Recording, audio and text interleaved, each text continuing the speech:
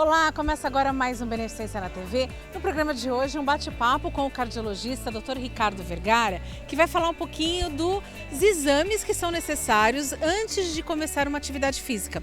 No caso, nesse mês de novembro, acontecem as ações da humanização e vai ter o jogo de futebol society com pacientes que venceram o câncer de próstata contra os médicos. Então, todos esses pacientes que estão participando do jogo fizeram exames cardiológicos. Tem ainda uma entrevista com o Dr. João Bolzan, oftalmologista, que vai falar um pouquinho do atendimento aqui dentro do HBP. E para finalizar, um painel de fotos, a inauguração do corredor da superação lá na quimioterapia. Lembra das pacientes que participaram do Outubro Rosa? Então, painel com as fotos de todas as pacientes que superaram e que participaram do desfile superação. Então, olha, o programa de hoje está imperdível. Não saia daí, no ar, Beneficência na TV.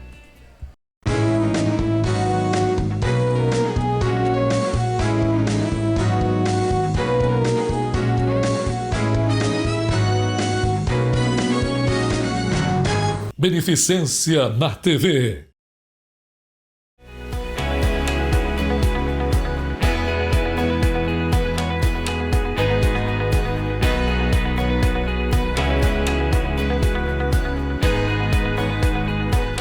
A gente vai conversar hoje sobre a parte cardiológica, o nosso coração.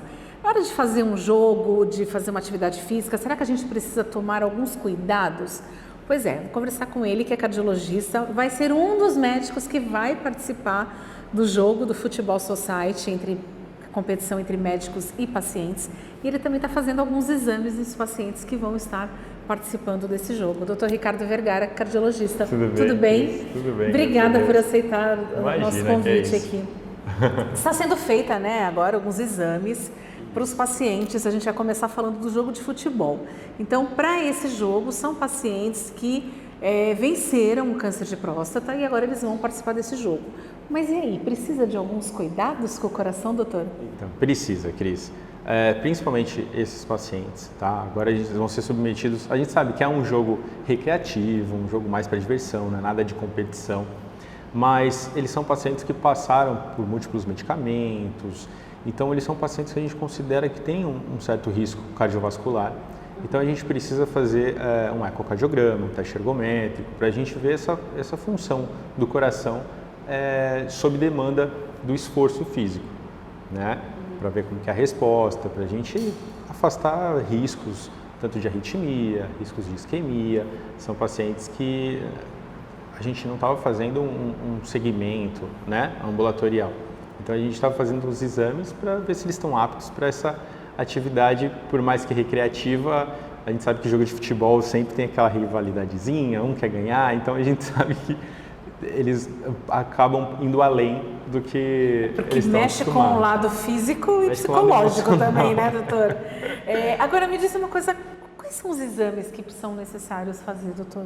Olha, Cris, assim, para pacientes jovens, que não tem comorbidades, não tem histórico familiar, esses pacientes normalmente a gente faz um eletrocardiograma, tá? E esses pacientes não precisam fazer exames mais aprofundados para fazer atividade física, tá? Exceto aqueles pacientes que fazem por profissionalismo, né? Atividades profissionais. Então, atletas de alto rendimento, aí já é diferente.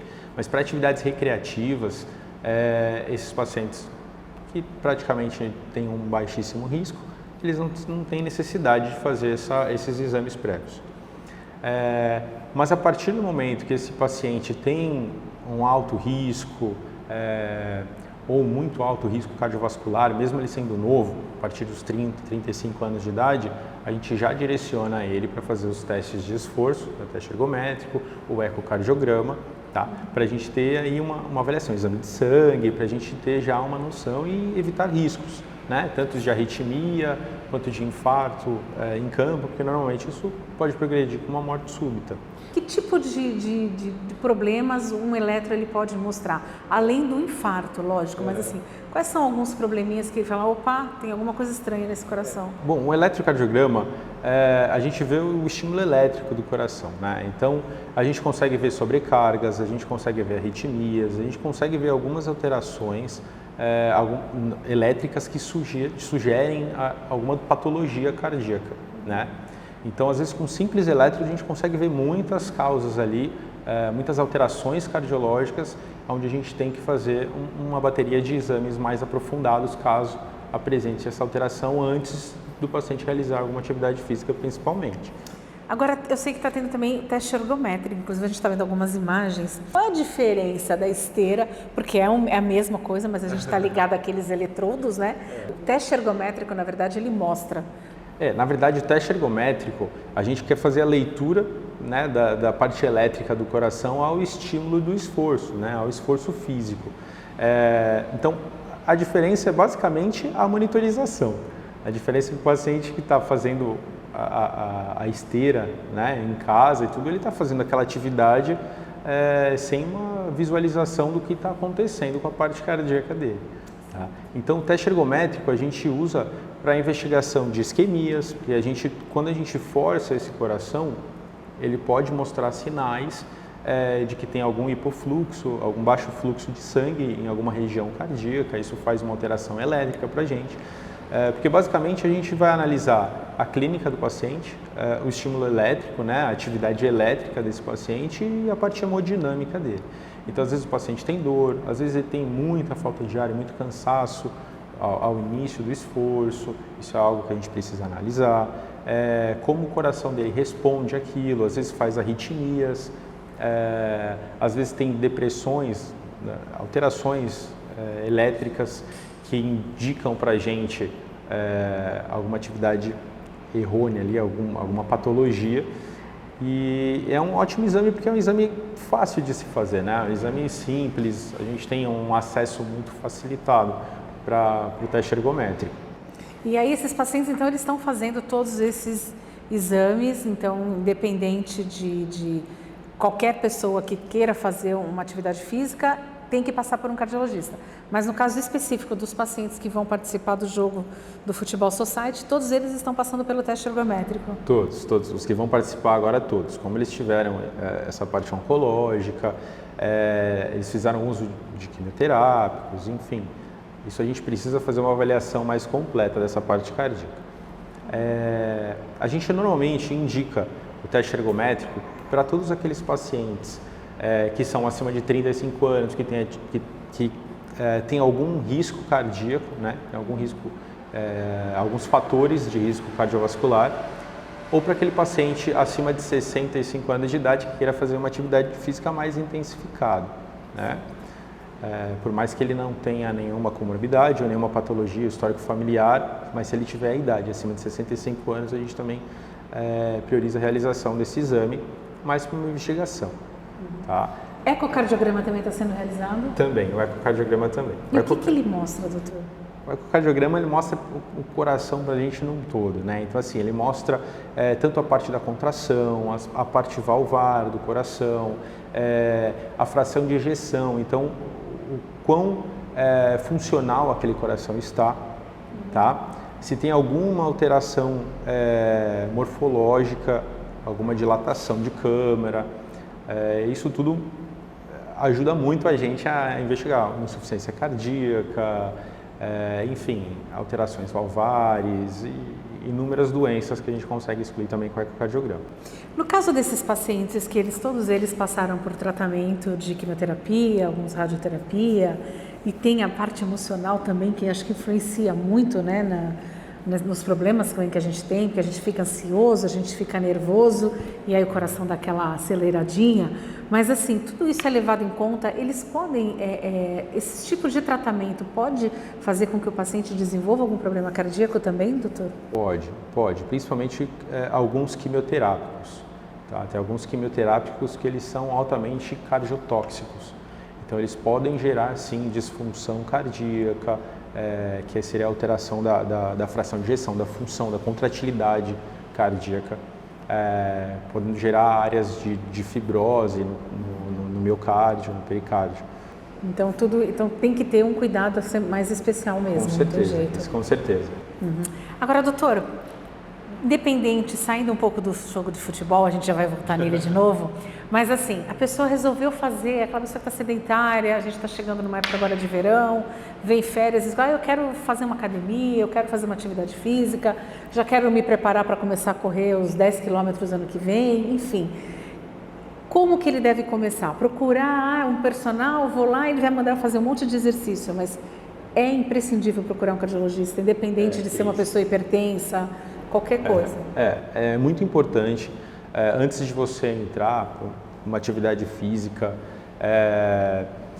você tem uma avaliação, na verdade assim, é importante até mesmo sem entrar na atividade física, você ter aquela rotina cardiológica que a gente chama, né? Então principalmente paciente hipertenso, enfim, mas quando você quer mudar o seu estilo de vida, você está sedentário, você quer começar a fazer atividade, o ideal é que você passe sim no seu cardiologista, para fazer alguns exames, dependendo do seu grau de risco cardíaco, dependendo da intensidade da atividade que você planeja iniciar, né? Porque às vezes a pessoa está sedentária, mas ela coloca na cabeça, tem um sonho de participar da São Silvestre.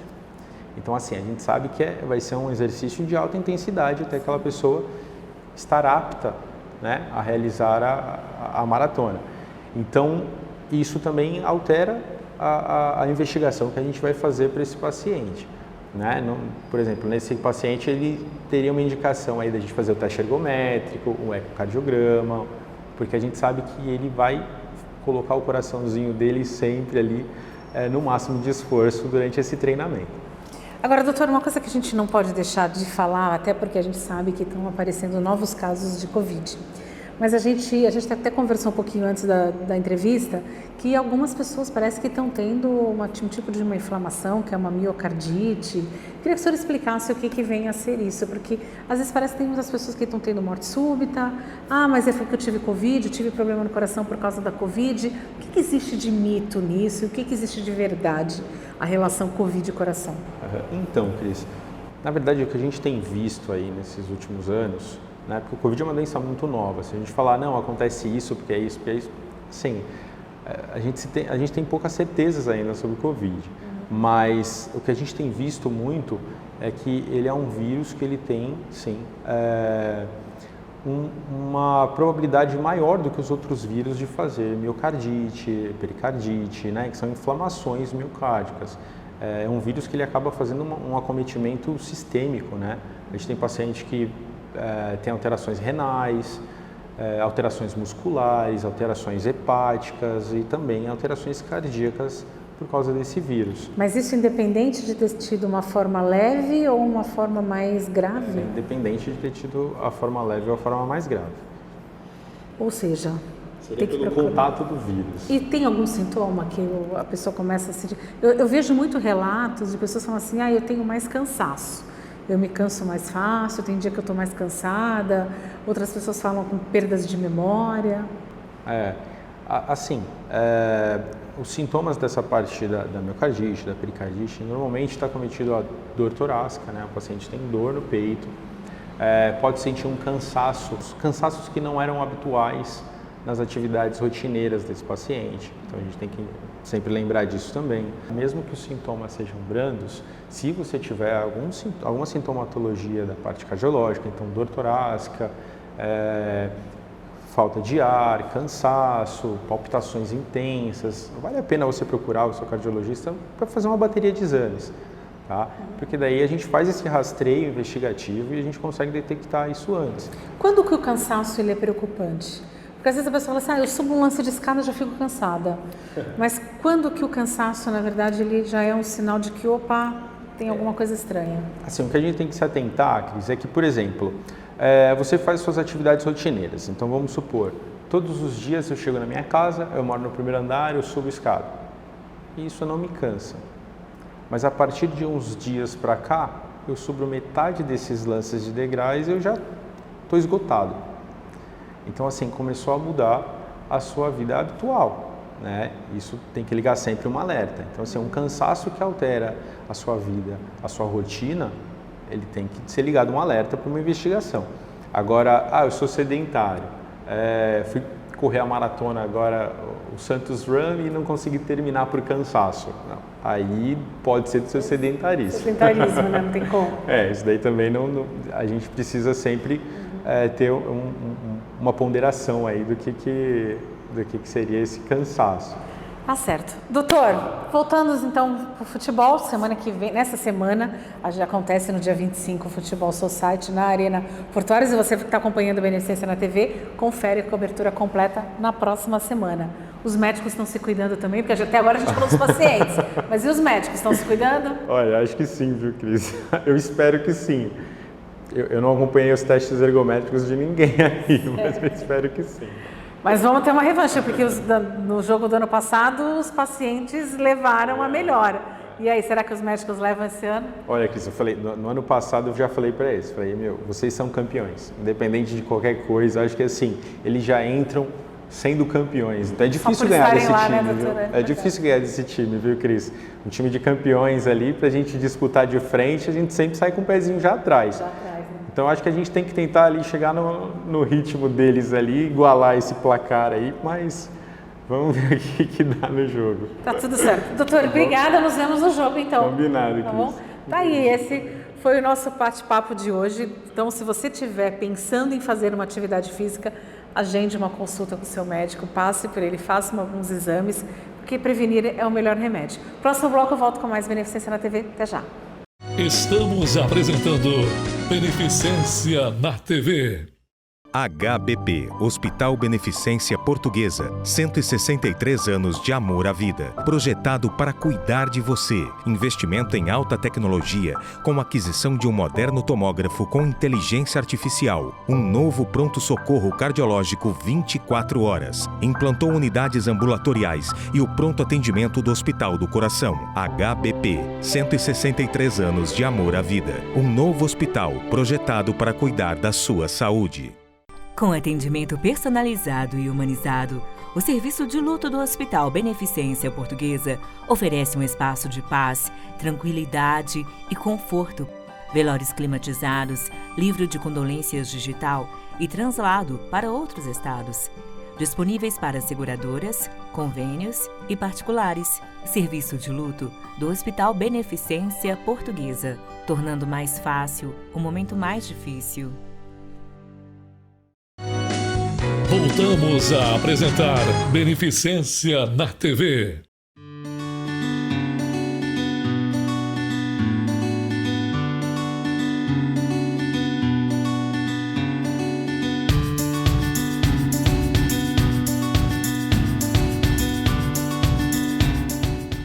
Bom, estou passando aqui pelo Benevisão, né, que é uma extensão da clínica do Dr. Bolzan, que fica aqui, logo na entrada da Beneficência. Você entrando na Beneficência pelo Canal 2, no prédio do Santo Antônio, já dá de cara aqui com a Clínica Bolzan, e ao meu lado o Dr. Bolzan. Nós estamos de azul, porque nós estamos no Novembro Azul, porém a clínica também já está preparada para a Copa, né? Você vê aí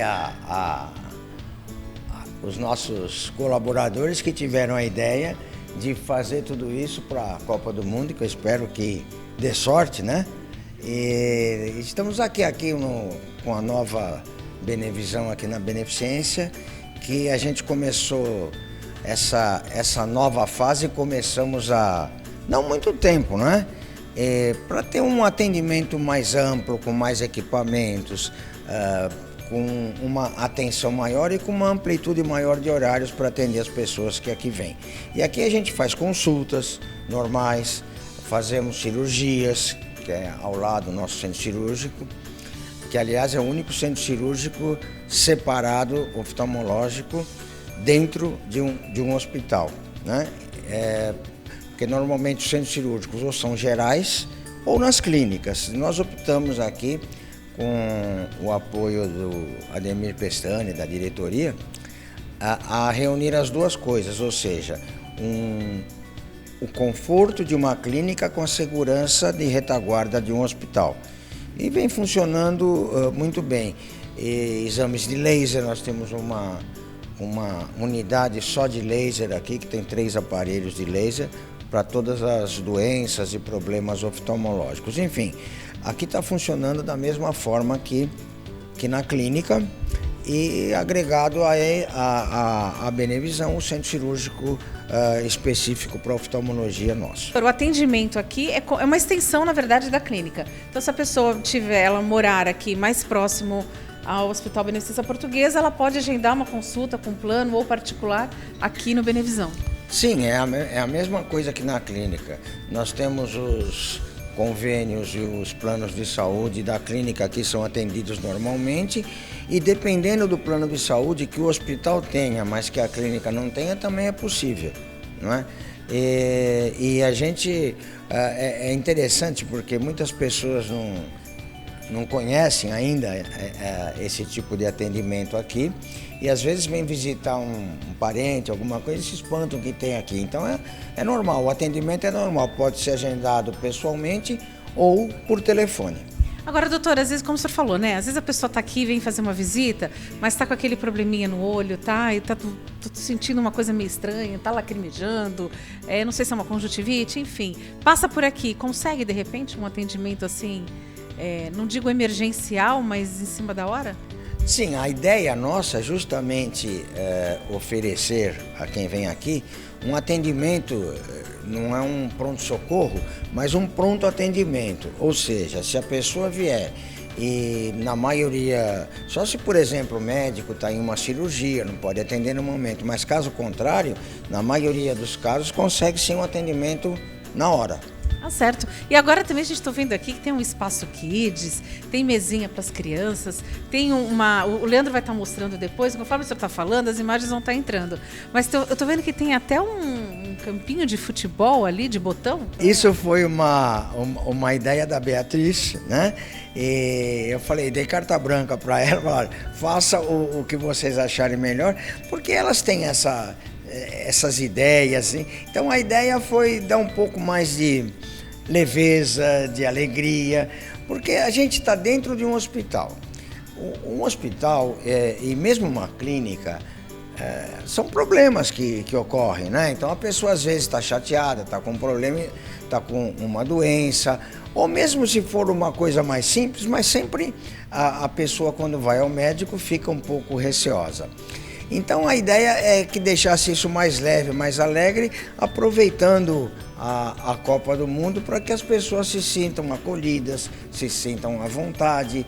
O nosso objetivo é dar ao paciente que nos procura não só um tratamento, mas seguindo a trilha da beneficência, do atendimento humanizado, tão importante que o Ademir frisa sempre muito, a gente aqui está na mesma toada. Então, não basta só você dar um atendimento tecnicamente bom, porque atrás de um olho, é um olho, mas não é um olho que a gente está atendendo, não é um abdômen, não é um tórax, não é um coração, é uma pessoa com problemas, com frustrações, com angústias, né, com necessidades. Então, o objetivo nosso e a clínica tem essa característica de fazer esse atendimento humanizado e enxergar a pessoa como um todo, não é? Que também tem problemas oculares. Tá certo. Doutor, obrigada, mas antes de encerrar a entrevista, a gente está chegando já no finalzinho do ano, então a gente espera que as pessoas consigam curtir mais a praia, a piscina, é muito sol. Queria que você deixasse um recadinho para a pessoa poder cuidar um pouquinho dos olhos também. Então, o que a gente sempre fala e martela existem doenças oftalmológicas que são desencadeadas por algum tipo de exposição ao sol. Então, se você for sair no sol, for tomar sol, use um óculos escuro, mas com proteção anti-UV, contra os raios ultravioleta. Outra orientação, jamais coce os olhos. Você já me ouviu falar isso um monte de vezes aqui. Muitas vezes, jamais coce os olhos. E se controle o seu diabetes, controle a sua pressão e viva a vida, mas sempre tendo em mente que qualquer excesso que a gente faça hoje vai cobrar seu preço futuramente. Você pode fazer tudo, desde que seja com bom senso, com regras, e aí você vai ter uma vida saudável e feliz.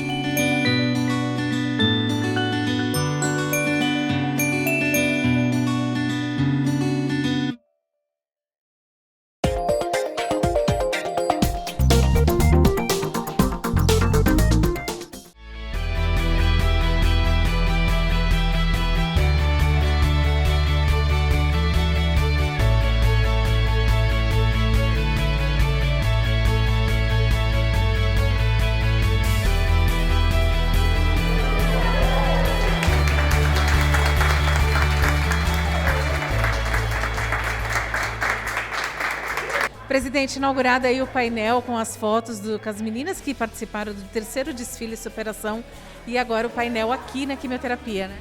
Isso é uma forma da gente aproximar mais os pacientes para que eles fiquem amigos da beneficência, mesmo após ter superado os seus problemas, né? Passe a frequentar a beneficência, participar mais, ajudar às vezes as pessoas que precisam, porque são momentos da vida dessas pessoas muito difíceis, né? Às vezes as pessoas não imaginam que pode ser acometida de uma doença assim tão grave, né? E quando você coloca o painel, né? Quando alcança a cura, é esse momento de felicidade. E a beneficência acompanha junto, desde o tratamento, desde a chegada do paciente até o sino, né? Que também é uma superação, e depois o painel do desfile, da superação total. Então, para a gente da beneficência é um momento muito especial. E essas fotos acabam também servindo de incentivo para as outras pacientes que estão vindo fazer o tratamento, né, presidente? Sim, elas passam, elas olham, elas acabam, às vezes, conhecendo as pessoas, se relacionando, tendo mais informações, porque é cada um assim, nessa hora, com a sua dor, com o seu momento, com o seu caminho para a superação. Então, essa troca de informações é muito importante. E o painel, aí, as fotos aí das pessoas que chegam, a gente observa, fica olhando e tal, né?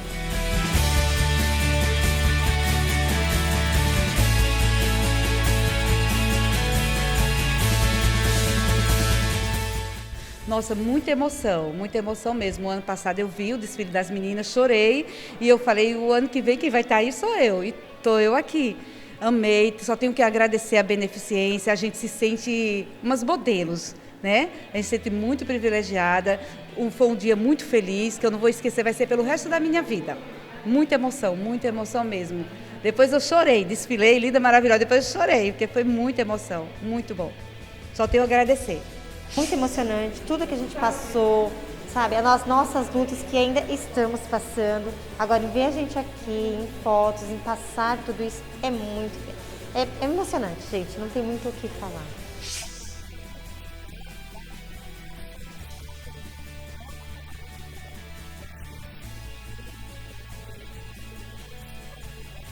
Sempre na caminhada que a gente teve, né? Sempre tem o sofrimento, mas no final vem a alegria, a felicidade e de participar desse desfile de superação e estar junto com nossas colegas aqui, uma torcendo pela outra, e é muito emocionante. Sem palavras, é muito gratificante. É uma emoção muito grande porque simboliza mais uma etapa, né, desse tratamento, como se fosse, diríamos que o nosso diploma agora de superação, literalmente, de mais uma fase vencida, mais uma batalha, e poder ver essa fase expressada aqui nas fotos é muito gratificante. É uma medalha, né? Uma medalha aí dessa nossa corrida, dessa batalha que a gente está enfrentando na vida, e depois de tantas tempestades, poder ver essas fotos ficaram lindíssimas, né? Obrigada. É muito gratificante, muito gratificante.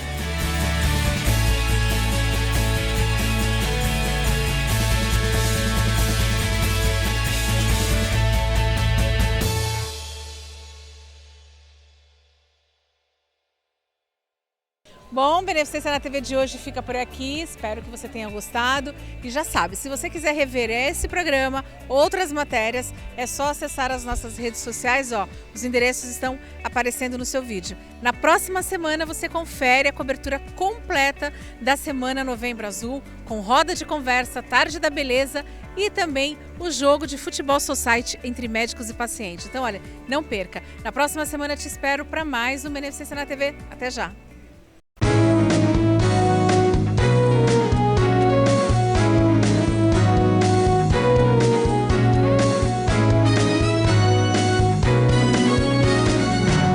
Beneficência na TV.